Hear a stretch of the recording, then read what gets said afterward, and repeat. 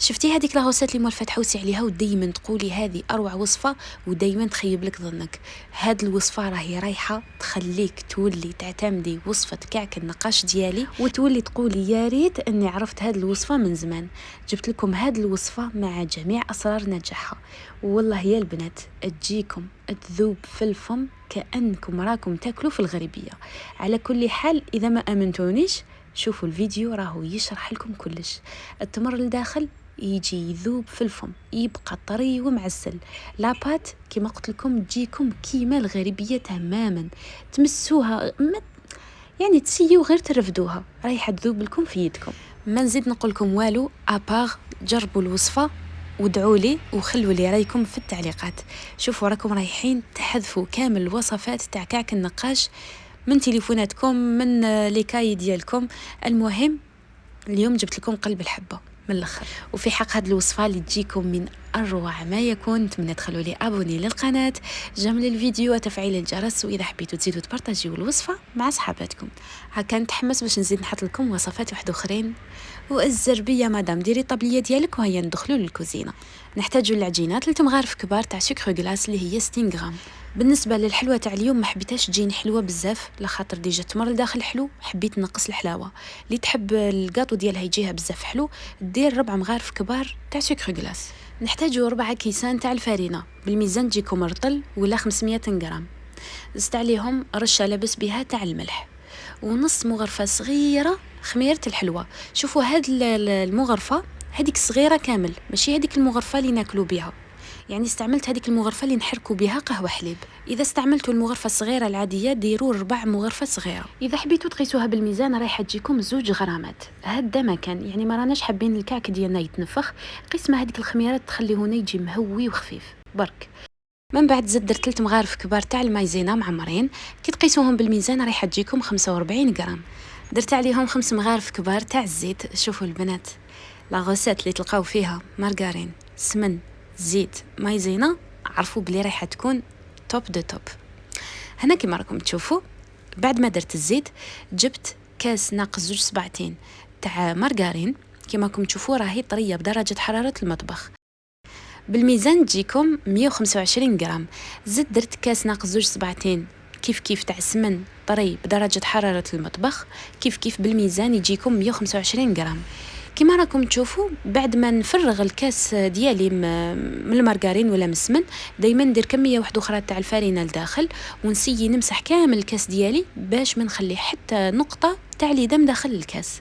نعاود نمد لكم مقادير العجينه تمتم. نحتاجو 500 غرام تاع فرينه مغربله مع قرصه تاع الملح، زدت لها 250 غرام تاع ليدام، قسمتهم درت 125 غرام تاع سمن و125 غرام تاع مارغرين، يكونوا بدرجه حراره المطبخ يعني لازم يكونوا طريين.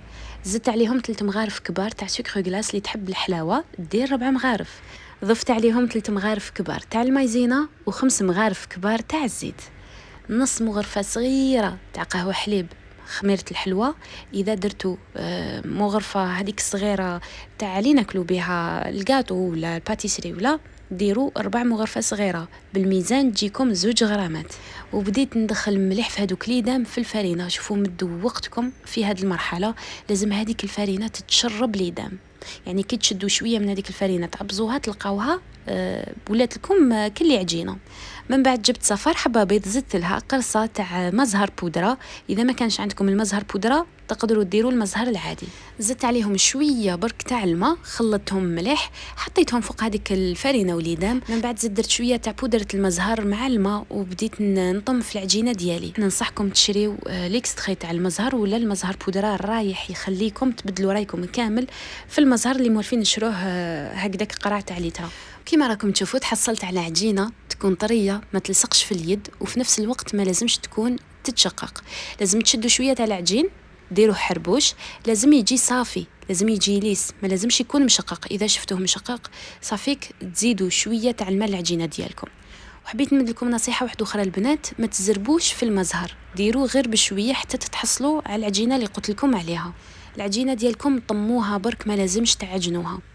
كما راكم تشوفوا هنايا غطيتها بفيلم اليمونتير وخليتها داخل في فريجيدير، ماشي في الكوزينه، داخل في فريجيدير باش هذوك ليدام ما يخرجوناش من بعد من العجينه. اذا كان عندكم الوقت من الاحسن تخليوها تريح حتى الغدوه من داك. اذا ما كانش عندكم الوقت خليوها في الفريجيدير 4 سوايع 5 سوايع.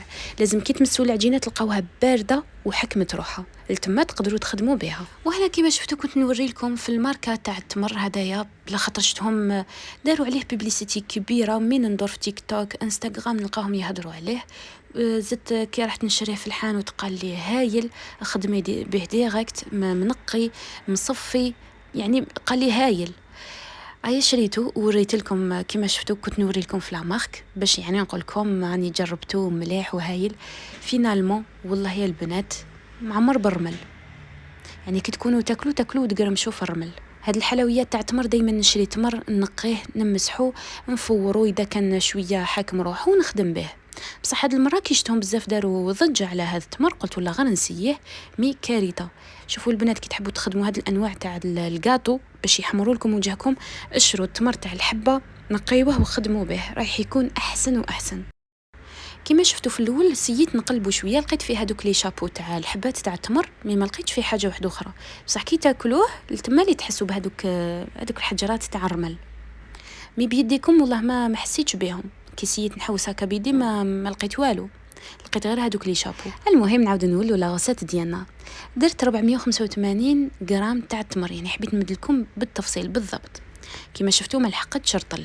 درت عليها مغرفه صغيره تاع السمن، شويه تاع القرفه وشويه تاع المزهر. كل مره تعجنوا التمر ديالكم ديروا هذاك المزهر بشويه حتى تتحصلوا على عجينه تكون طريه ما تلصق لكمش بزاف في اليد. هي تجي تلصق بصح ماشي هذاك اللي تحصلوا بها. كما شفتوا في الفيديو راهو يوضح كلش، لازم تكون عجينه طريه وشابه. هذاك السمن والمزهر اللي درنا له رايحين يخلوا التمر يجي طري وبنين ويقعد داخل الحبه تاع الكاطو الطري ومعسل، ما يخليوهش ينشف. من بعد ما ريحت مليح العجينه ديالي في الفريجيدير جبتها وبديت ندير بها كرات بحجم 35 غرام. وبالنسبه للتمر درتو 15 غرام.